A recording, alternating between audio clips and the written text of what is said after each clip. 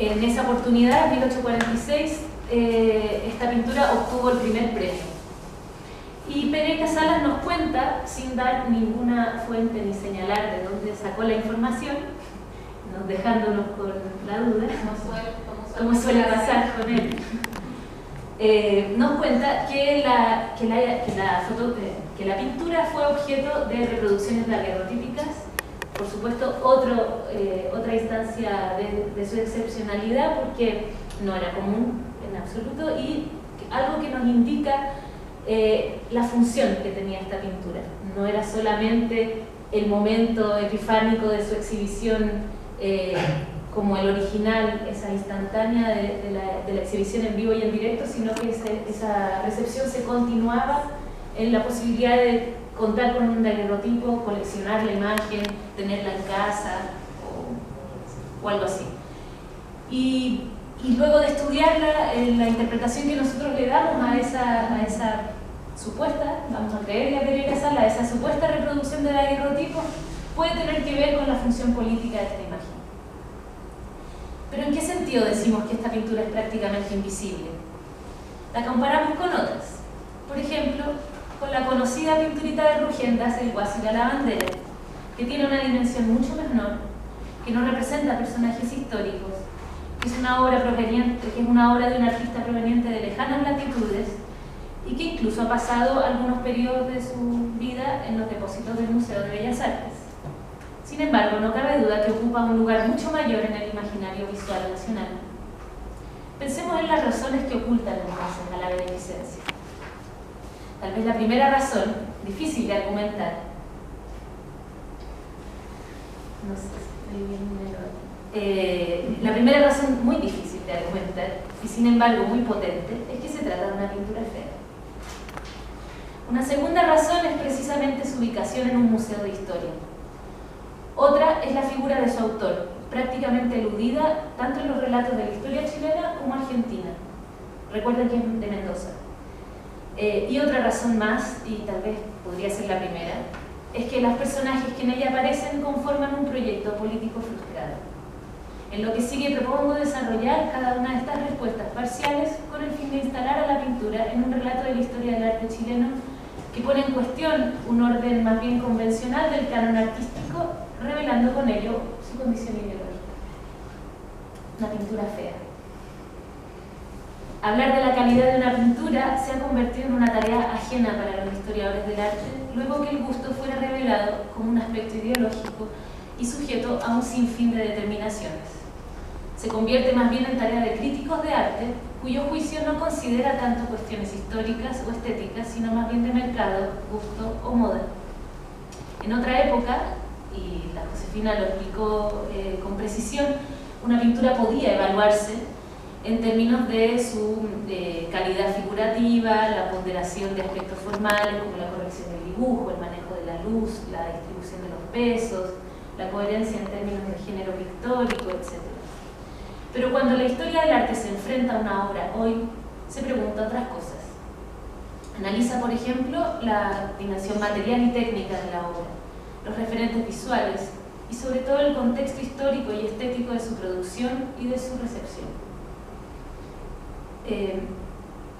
Frente a la beneficencia de Gregorio Torres, el término mamarracho que ha propuesto Josefina para hablar de algunas pinturas del XIX permite analizar la fealdad y comprender que en ella se revelan procedimientos de factura, prácticas de un oficio, una determinada red artística en la que Gregorio Torres, por ejemplo, en este caso estuvo inserto en la década de 1840 en Santiago, y la recepción que tuvo su obra, tanto en la época como en la recepción actual.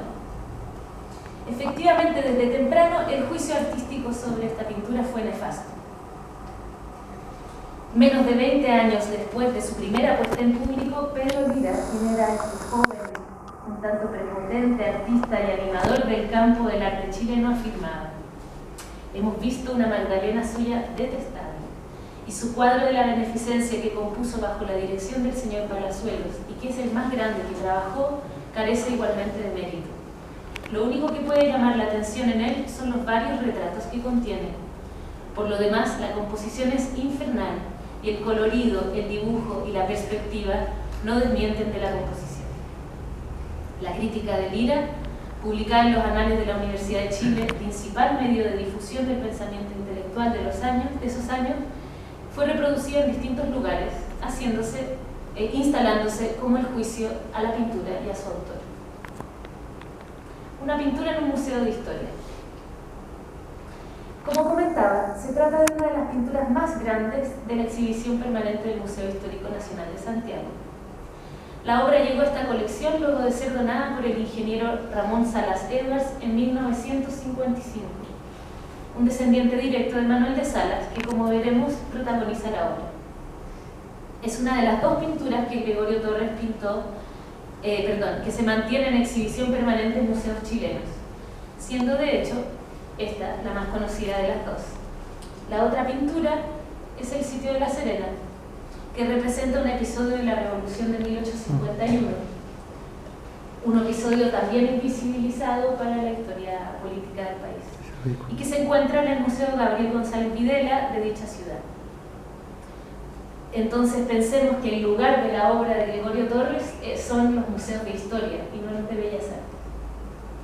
Y bueno, y de ahí pensemos qué es lo que significa esa distinción y qué funciones y qué lugares ocupa una pintura, que es una producción finalmente una producción original de la creatividad, de la subjetividad de un artista, con todo lo que Josefina viene a comentar,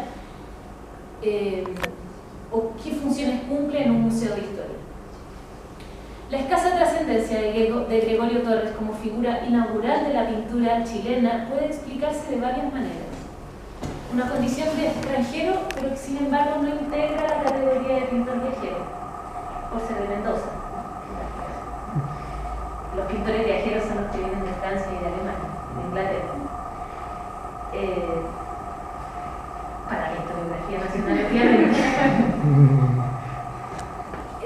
Gregorio Torres pasó un periodo breve de su vida en Santiago, llegó muy joven, se formó aquí en una escuela fundada por José Manuel Zapata, otro mendocino, en 1837, donde adquirió sus primeras lecciones de dibujo, precisamente una escuela secundaria del corte de la que presentó Josefina. Y luego regresó, se fue a La Serena, participó de la Revolución y luego regresó, después de un viaje largo por el norte de Chile, Chile, Perú, Bolivia y luego Argentina, regresó a su Mendoza natal y allí pasó el resto de sus años pintando retratos de la sociedad mendocina. Entonces, digamos que esta condición más bien periférica del artista y la función de, entre comillas, registro histórico que han cumplido estas pinturas no dejan lugar a dudas. La beneficencia se encuentra en la exhibición permanente por la importancia de las figuras que representan y por el hito histórico que está ahí inscrito, y no por su visibilidad en tanto obra de Bellas Artes. En la gran tela se completa el retrato colectivo de 14 figuras de cuerpo entero, hay dos más pero que no son muy visibles, dispuestos en una suerte de escenario, posan y al mismo tiempo interactúan entre sí. Algunas figuras reconocibles instaladas en un espacio intermedio entre el exterior y el interior de una casa de arquitectura tradicional de la zona central chilena, caracterizada por el techo de tejas, las columnas cuadradas de madera que vemos allí y sobre todo el piso de baldosa de ladrillo. El grupo está acompañado por personajes anónimos que cumplen más bien alguna función alegórica. Al fondo se alcanza a ver un valle montañoso, probablemente el del río Mapocho hacia el oriente, lugar reconocible por los cerros Isla y el perfil de la cordillera visible desde casi cualquier punto de la ciudad. Paréntesis mínimo, presentamos en Talca, y no sé si lo conocen, Pedro Encina, alias Santiago Nostálgico. Comentó para algunos somos fans, comentó que el cerro que se ve ahí, el centro, que yo me he quebrado la cabeza tratando de reconocer cuál es. Él dice que no es un cerro, sino una pirámide, y que sería un homenaje a O'Higgins, que pretendió instalar pirámides donde estaban las batallas vencidas de la Guerra de Independencia. según Encina, ahí habría un guiño también a uno de los contextos políticos que está inscrito en esta pintura. Se aceptan sugerencias en relación a la pirámide Cedro y a todo. Entonces, estábamos mirando el fondo. La cordillera visible de lejos. La articulación entre figura y fondo, sin embargo, es inexistente, y la interacción entre las figuras entre sí también un tanto forzada. Las miradas no se encuentran, los gestos no coinciden, las poses son tiesas y un elemento poco pertinente remata esta serie de desajustes. La silla en la que está sentado Salas, la figura central, es un tipo de mobiliario lujoso para el contexto y no corresponde al espacio de casi intemperie que acabo de describir. La cordillera, de hecho, pareciera ser el único elemento diseñado de modo continuo en esta pintura. He dicho que se trata de un retrato colectivo, afirmación que se sustenta en el encargo que dio lugar a la pintura, hecho el encargo por Pedro Palazuelos, un teólogo y político que tuvo una importante actuación como promotor de las artes en el país desde la última década del orden colonial.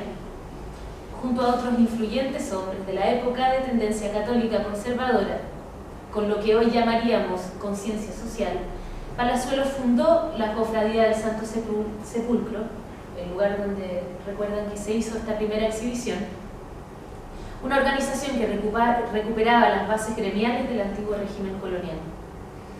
Esta asociación interesa especialmente para la historia del arte en Chile, puesto que en ella se instaura la primera escuela de dibujo lineal en 1845, destinada principalmente a formar obreros y artesanos. Su influencia social rebalsó las funciones utilitarias del dibujo, poniendo en circulación referentes bibliográficos, visuales y estéticos, organizando la primera exposición de carácter público y desarrollando todo tipo de acciones que nos permiten reconocer el lugar que tuvo como un antecedente de la formación artística en general.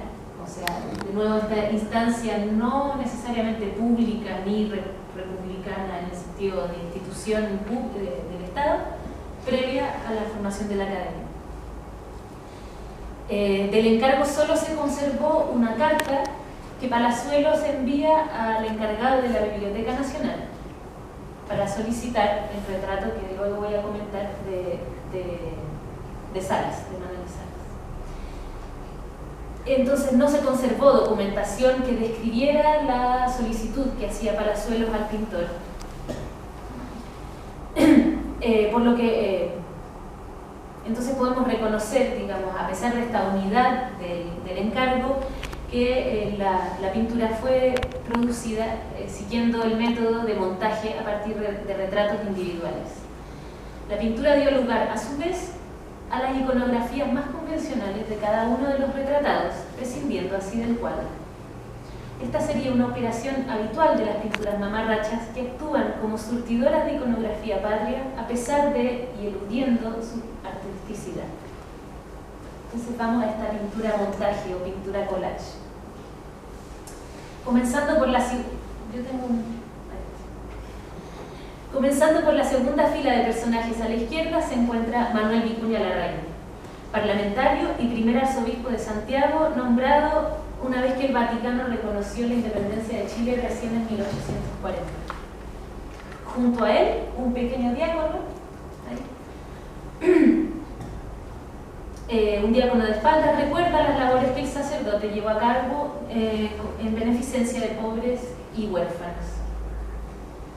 No logré identificar la imagen que sirvió de modelo a Torres para representar a Vicuña Larraín, pero es indudable que se trata de un retrato individual que el pintor ocupó de referente, puesto que al llegar Gregorio a Santiago, Vicuña Larraín ya había fallecido. O sea, no había posibilidad de un retrato tomado del natural.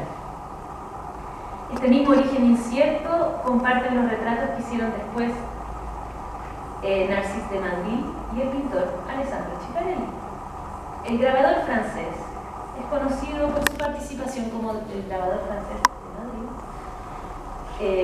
Es conocido por su participación como dibujante de la primera carta topográfica del país y productor de la Galería Nacional o colección de biografías y retratos de hombres célebres de Chile, que luego trasladó con bastante éxito de ventas también a Argentina.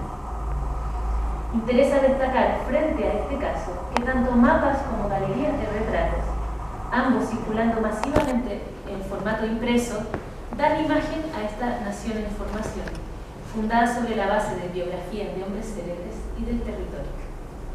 La pintura de Ciccarelli, por su parte, respondía al encargo que el Estado encomendó al pintor napolitano como parte de su contrato de primer director de la Academia de Pintura de 1849. Es con este tipo de pintura que Chartón disputaba, digamos, el lugar de Ciccarelli en el contexto de Matadero. O sea, no son pinturas que estén desarrolladas siguiendo como las convenciones de un retrato, una factura excelente, limpia, corrección de dibujo, etc. Al lado de Vicuña Larraín reconocemos a Paula Jara Quemada, notable patriota que dedicó trabajo y riqueza a promover obras de beneficencia para los más desposeídos. Es la única mujer con carácter de personaje histórico que se representa en la pintura y es de hecho una de las contadas figuras femeninas que trascendió en el relato de la historia de la independencia. Dueña de una hacienda en la angostura de Paine, brindó, como se sabe, por distintos relatos, sobre todo el de Gres, acogida y financiamiento a las fuerzas patrióticas de San Martín luego de la derrota de Cancha Rayada. Su figura suscitó varios semblantes visuales y escritos. Un retrato de autor desconocido se exhibe en el Museo del Carmen, pertenece a la colección del Bellas Artes, y la representa en su temprana adultez, ataviada como una mujer rica y sofisticada, con un paisaje cordillerano que quizás no remita precisamente a los dominios de la cultura de París. Con piedad ilustrada, la mujer mudó de aspecto en la madurez y es así como aparece en la pintura de Torres, vestida de negro y con el pelo sobriamente recogido. Para la época de la pintura ya tenía 79 años y por su apariencia anciana sería posible pensar que el pintor la haya visto en persona, aunque la pose no parece corresponder a un retrato del natural. En el Museo Histórico Nacional se conservan las reproducciones fotográficas de 3 versiones, aparentemente en distintos soportes, son, como ven, imágenes idénticas pero con distinto cuerpo, en grabado, dibujo y oleografía de un retrato de Paula Jara Quemada próximo al modelo de la pintura.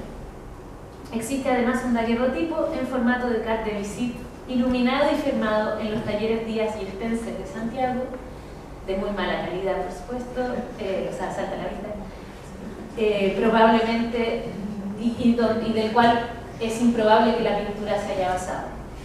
La multiplicación de esta imagen tiene que ver con la ejemplaridad de la figura de Paula Jara Quemada y el uso de su semblante como un modelo de virtud femenina.